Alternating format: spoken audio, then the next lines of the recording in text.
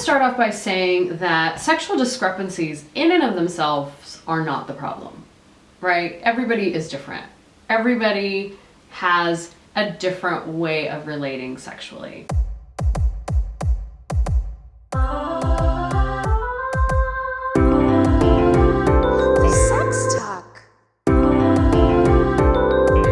The sex talk. The way I relate sexually is not going to be the way you relate. The way you relate is not going to be the way my partner relates. The way my partner relates is not the way your partner. It's so on and so on. We are all different. So there's no right way of how we should be sexually. But what happens is it becomes a problem. It becomes a problem in our society for a multitude of reasons. But in couples or in relationships among partners, it becomes a problem because everybody wants to get their needs met, and we have this expectation put on us that our partner is going to help us meet those needs. And when our partner doesn't meet those needs, or we're not meeting our partner's needs, and both of us are frustrated, and both of you are frustrated, or you and all your partners, or you and one of your partners are frustrated, that's when it becomes an issue, and that's when people show up to see a sex therapist, show up in my office. Hello, we need help. And one of the first things that I need to let you know is that we are all different. And none of our sexualities, none of our sexual preferences, none is better than the other. None is more normal than the other. There's this idea that, well, high sexuality, like someone that is more desirous is more normal, or lower sexuality is better because then I'm not imposing myself on others. So we compare ourselves to what we believe is this like ideal way of being sexual. That doesn't exist. Just take it from me. Whatever your sexuality is, wherever you lie on whatever freaking continuum there is, you are 100% normal. Your sexuality is normal. Please do not compare it. Please do not let anyone, whether it be a talk show or a magazine, anyone tell you that you need to increase or decrease your sexual desire, your arousal, your sex life, or whatever.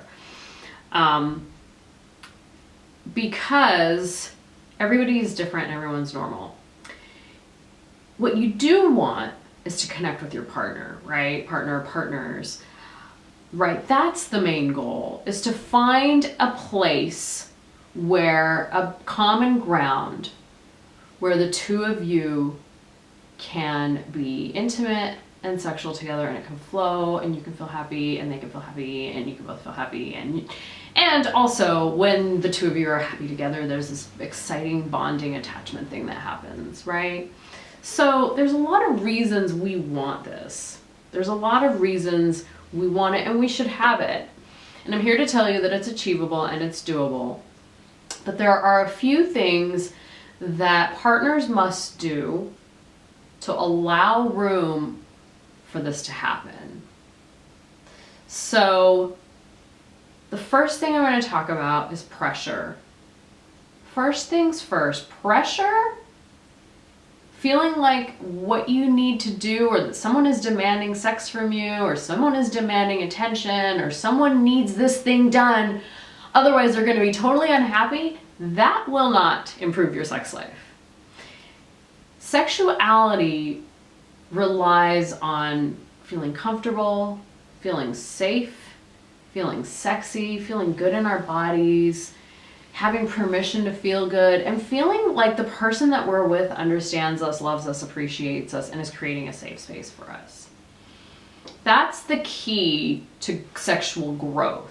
Now, I'm going to caveat that because a lot of people experience a lot of sexual desire in dysfunctional relationships where attachment is in question, right? There's a fear. There's a fear that your partner may leave.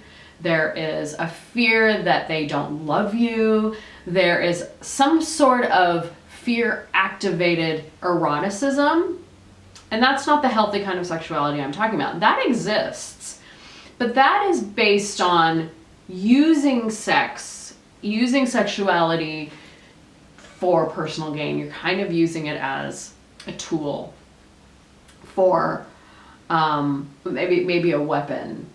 And that's not what I'm talking about here. I'm talking about partners when they're trying to grow. You hear a lot of times about people having makeup and breakup sex, right? And that sexuality is tied to wanting to be in, basically like kind of chasing the partner or wanting to bond with something even though you know that it's so bad for you. There's like this intrinsic sort of passion in there.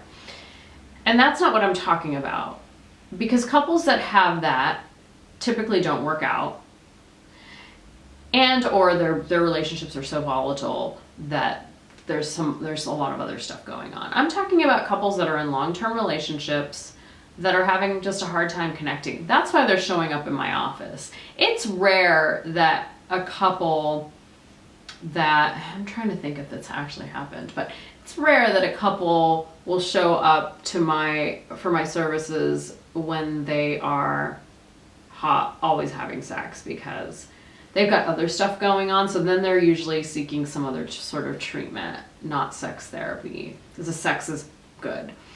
There's that old cliche saying, and it's so funny because it's kind of true, but if sex is bad, it's 95% of your relationship, but if the sex is good, it's only 5%. So those 5% people who are having really great sex a lot, their issues are being addressed elsewhere. So maybe addiction or codependence or gaslighting, abuse, whatever. And so they don't even seek out sex therapy because they're like, well, we don't have a problem with chemistry. The problem is they do have a problem with chemistry. It's being driven by this thing that is fear-based. And that is not sustainable. So what I encourage partners to do, and what I work with partners around, is helping to create that sustainable long-term sexual energy that is not going to always be matching, that is often going to feel mismatched. And what do we do as partners? What do we do with coworkers? What do we do with friends when one friend wants to go to one place to eat, one friend wants Italian, the other person wants Asian food? What do? Someone picks, right? We'll go to Italian tonight, we'll go to Asian tomorrow night.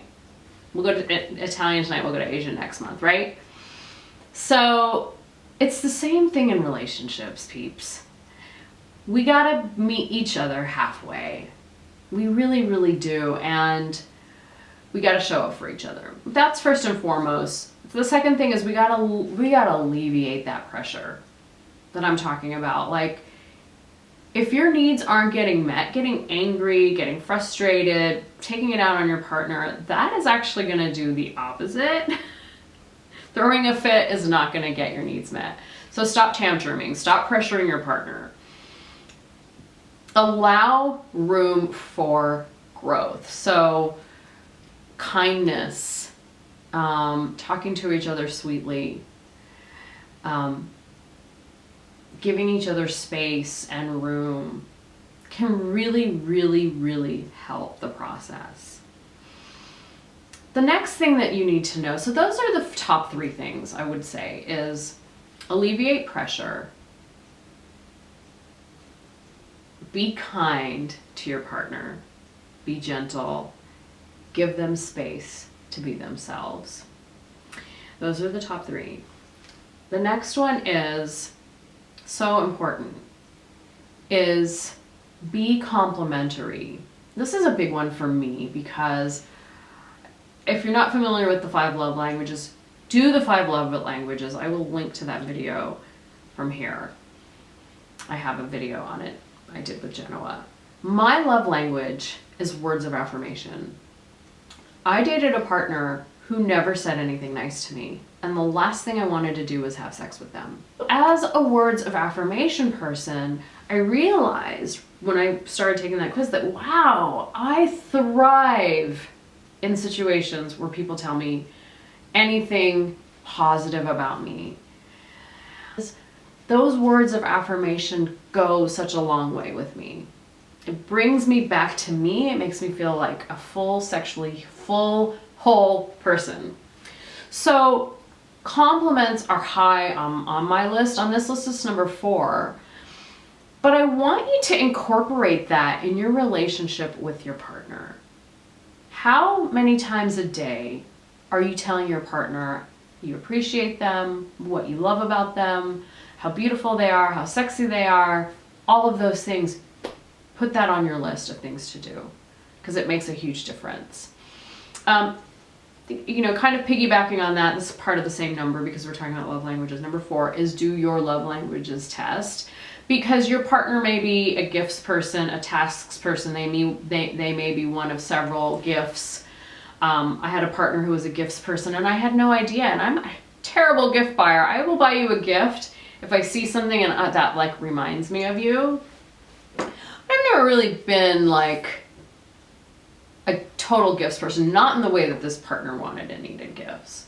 I've had friends that are gifts people too. And I'm not saying that they're materialistic, but they really place a lot of importance on things that you do that you do when you're thinking about them when they're not around. Physical touch partners need a lot of physical touching, just even hugs, kisses throughout the day. Touch as you walk by makes them feel so good. It takes me a second to give them what they need. This sort of thing grows the bond between you and helps with physical intimacy down the road when it's time. It's just going to make the other person much more connected to you. So that's number 4, is increase the compliments, but also learn the love language and increase that whatever it is. Be kind to each other, saying nice things to each other. I cannot stress how important that is in your relationship. Number 5, and this is probably should be number 1, but I'm putting it down in number 5 because it takes a little bit more work to get here, whereas the first 4 are a little bit easier. But number 5 is learn good communication skills. I see too many couples pointing the finger, blaming, and not using I feel statements, and or using I feel statements but not using the right tone of voice. So I'm going to do a whole second separate video on communication style and communication skills in relationships, but I'm going to put that here as number 5, is learn good communication. Too many of you do not know what good communication is. And by good communication, I mean being assertive, not being passive aggressive, no gaslighting. These are all really, really destructive communication styles that actually are allowed and permissible in our culture. I'm so shocked sometimes when people are using sarcasm. Sarcasm is a libido killer.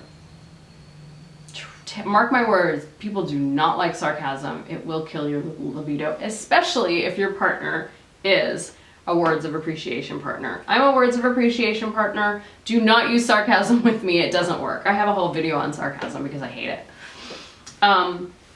You know, I would love to hear from other people that are physical touch people or gifts people. What are your turnoffs? Because that would be a really great video for me to do. What are your turnoffs when it comes to your love language? You know, if you're a gifts person, what kind of gifts do you hate? If you're a tasks person, what's a turnoff for you? I want to know those things so I can include them in another video. So back to communication, which is number 5 on our list today. That is the key. Really, really needs to be done is learning how to communicate in a healthy way. So saying I feel statements, I feel left out, I feel ignored, I feel unimportant, I feel like our relationship isn't important to you. I feel deprioritized. Those are much better ways of communicating than you're not prioritizing me, you're putting them first. By using the you word, you're pointing the finger. So saying I feel, and then the next person, the next partner, your job is to rephrase back what you heard. Yeah, I hear you. I hear you feel that I'm deprioritizing you every time I ignore your question, or I don't do the thing you want sexually. I hear that you feel deprioritized. Rephrase back what you've heard. That's the second part of that. This needs to go back and forth. I have to be honest with you here. There doesn't always need to be a solution. The solution doesn't come first. What comes first is what's in between, and that's the way you two communicate. Developing a dance that works together is key. So pointing the finger has to go. You have to get rid of the pointing the finger, and you have to start rephrasing what the other person says. So in number 5, I talk about communication, but really it's about bringing balance and harmony back into your relationship. And you follow the first 4 steps, you're already treating each other much more gently, much more kindly. You're saying nice things to each other. You're trying to understand where the other person is coming from. And now you're going to speak up about yourself. You're going to speak up, breaking out of that. John Gottman has a word for it. It's like impasse or gridlock is the key to moving forward.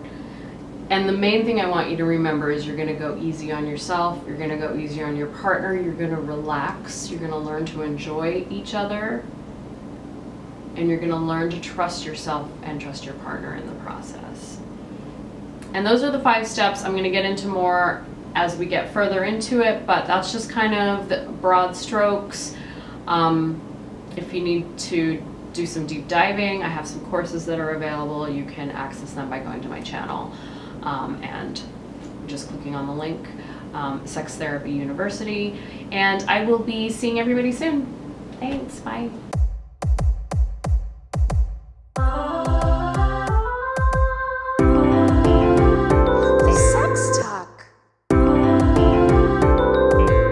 Sex Talk.